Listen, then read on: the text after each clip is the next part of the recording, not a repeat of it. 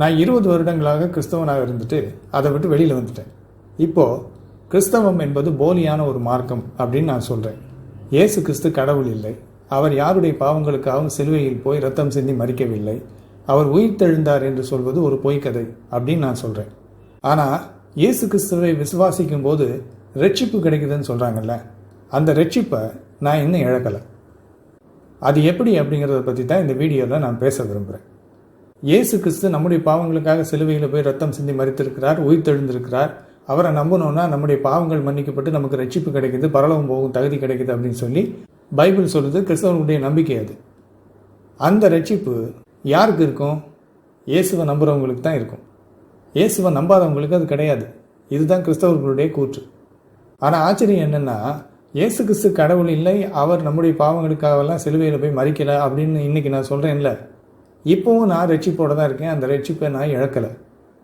அது எப்படின்னு நீங்கள் கேட்பீங்க. எப்படி தெரியுமா? இன்றைக்கும் நான் அந்நிய பாஷையில் பேசுகிறேன். அந்நிய பாஷை என்பது ஒரு அற்புதமான வரம். அந்த பாஷையில் இன்னும் நான் பேசிகிட்டு இருக்கேன் அப்படின்னா நான் ரட்சிப்பை இழக்கவில்லை அப்படின்னு அர்த்தம். எப்படி அதை வச்சு ரட்சிப்பை இழக்கலை அப்படின்னு நீங்கள் சொல்ல முடியும்னு கேட்டிங்கன்னா, நான் இன்றைக்கும் ஓராக்கா பராக்கா ஷாக்கரா ராமாரா பபரா மாமரா அப்படின்னு சொல்லி அந்த அந்நிய பாஷையில் பேசுகிறேன் அப்படின்னா அது எப்படி என்னால் முடியுது? அந்த பாஷையை பேசணும் அப்படின்னாலே ஒரு மனிதன் பரிசுத்த ஆவியை பெற்றிருக்க வேண்டும். அந்த பரிசுத்த ஆவி ஒரு மனிதனுக்குள்ளே இருந்தால் தான் இந்த அற்புதமான வரத்தின் மூலமாக அந்நிய பாஷையில் பேச முடியும். இப்போ என்னால் அந்நிய பாஷையில் பேச முடியுதுன்னா எனக்குள்ள பரிசுத்த ஆவியானவர் இருக்கிறார்னு அர்த்தம். இப்போ பைபிள் என்ன சொல்லுது தெரியுமா? கிறிஸ்துவின் ஆவி இல்லாதவன் அவருடையவன் அல்ல. அதாவது இந்த பரிசுத்த ஆவியானவர் ஒரு மனிதனுக்குள்ளே இல்லை அப்படின்னா அவன் கிறிஸ்துவுக்கு சொந்தமானவன் இல்லை, கிறிஸ்துவை உடையவன் அல்ல. அப்போது ஒரு மனிதனுக்குள்ள பரிசுத்த ஆவியானவர் இருந்தார்னா அவன் அவருடையவன், இயேசுவுக்கு சொந்தமானவன். சரியா? இப்போ எனக்குள்ள பரிசுத்த ஆவியானவர் இருக்கிறார் அப்படின்னா நான் யாருக்கு சொந்தம்? இயேசுவுக்கு சொந்தம். நான் அவருடையவன். நான் அவருக்கு சொந்தம் அப்படின்னா நான் ரட்சிக்கப்பட்டவன் அர்த்தம். பரிசுத்த ஆவியானவர் எனக்குள்ளே இருக்கிறார்னாலே நான் கிறிஸ்துவுக்கு சொந்தமானவன், நான் ரட்சிக்கப்பட்டவன். அப்போ நான் ரட்சிப்பை இழக்கலை. அதற்கு அடையாளமாகத்தான் நான் இன்றைக்கும் அந்நிய பாஷையில் பேசிகிட்டு இருக்கேன். இது எனக்கே ஆச்சரியமாக இருந்தது. இயேசு கிறிஸ்து கடவுள் இல்லை, பைபிளில் இருக்கிறதெல்லாம் போய், இயேசுவை பற்றிய சுவிசேஷம் ஒரு கட்டுக்கதை, இயேசு உயிர்த்தெழுந்தார் அப்படிங்கிறாங்களே அது ஒரு பொய், இப்படிலாம் சொல்லிட்டு கிறிஸ்தவத்தை விட்டு நான் வெளியில் வந்தோடனே அவ்வளவுதான். இந்த ரட்சிப்புன்னு சொல்லிக்கிட்டு இருக்கிறாங்களே கிறிஸ்தவங்க, அது எனக்கு இனிமேல் கிடையாது அப்படின்னு நினச்சிக்கிட்டு இருந்தேன். ஆனால் திடீர்னு பார்த்தீங்கன்னா நான் அந்நிய பாஷையில் பேசினேன். இயேசுவை மறுதளித்துட்டு அவர் கடவுளே இல்லைன்னு சொல்லிட்டு வந்ததுக்கு அப்புறமா அப்போ எனக்கு ரொம்ப ஆச்சரியமாக இருந்தது. எப்படி என்னால் பேச முடியுது அந்நிய பாஷையில்? ஓரி த பரா கரா மமரா ஓரா மமரா ஷகரா, ரொம்ப சரளமாக. அப்போ தான் எனக்கு புரிஞ்சுது, நான் இயேசுவை மறுதளிச்சுட்டு அவர் கடவுள் இல்லைன்னு சொல்லிட்டு பைபிளை பொய் என்று சொல்லி இப்போ அதுக்கு எதிராக பேசிக்கிட்டு இருந்தால் கூட நான் பெற்ற பரிசுத்த ஆவியானவர் இன்னும் எனக்குள்ளே தான் இருக்கிறார். அவர் என்னை இன்றைக்கும் அந்நிய பாஷையில் பேச வச்சிட்ருக்கார். அப்போ இதுலேருந்து என்ன தெரியுது? நான் பெற்ற ரட்சிப்பை இழக்கலை.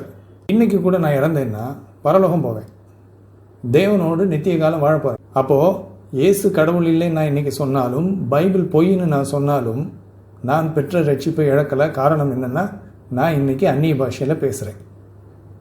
சரி, இப்போ நான் இப்படி சொல்லும்போது கிறிஸ்தவங்க என்ன சொல்லுவாங்க தெரியுமா?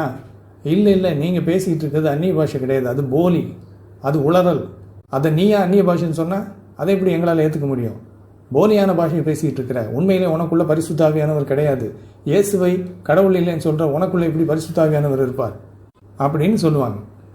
அதாவது இன்றைக்கி நான் பேசிக்கிட்டு இருக்கிறது உண்மையான அந்நிய பாஷை இல்லை, இது போலி பாஷை அப்படின்னுவாங்க. அதை எப்படி நான் பேசிக்கிட்டு இருக்கிறது போலி பாஷைன்னு சொல்ல முடியும்? நான் பேசிக்கிட்டு இருக்கிறது போலி பாஷைன்னா உண்மையான அந்நிய பாஷைங்கிறது எது? எப்படி கண்டுபிடிப்பீங்க? எதை வச்சு நான் பேசிக்கிட்டு இருக்கிறது போலியான அந்நிய பாஷை நான் உலகிட்டு இருக்கிறேன்னு சொல்ல முடியும்? ஏன்னா இதே பாஷையை தான் நான் இயேசுவை விசுவாசித்து கிறிஸ்தவனாக வாழ்ந்தேனே, அப்பவும் பேசிகிட்டு இருந்தேன்.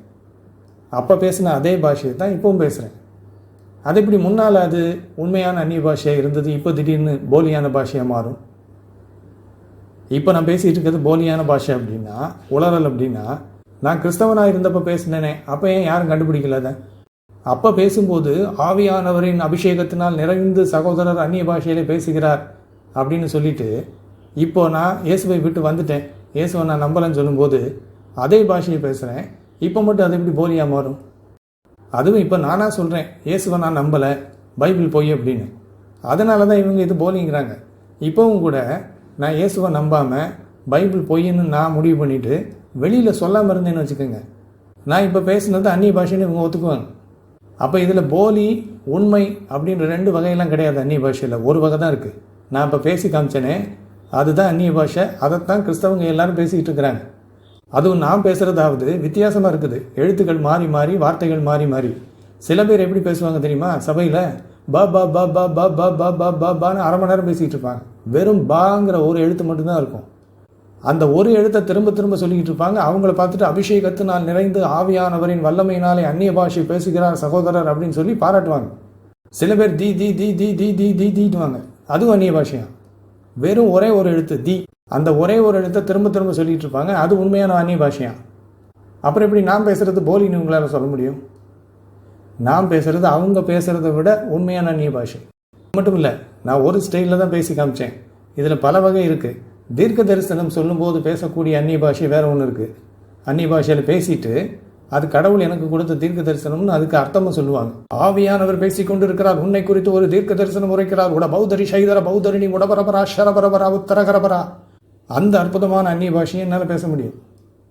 அப்போது கிறிஸ்தவங்க இன்னைக்கு பேசிக்கிட்டு இருக்கிறது உண்மையான அந்நிய பாஷைனா, நான் பேசுகிறது நிச்சயமாகவே உண்மையான அந்நிய பாஷை.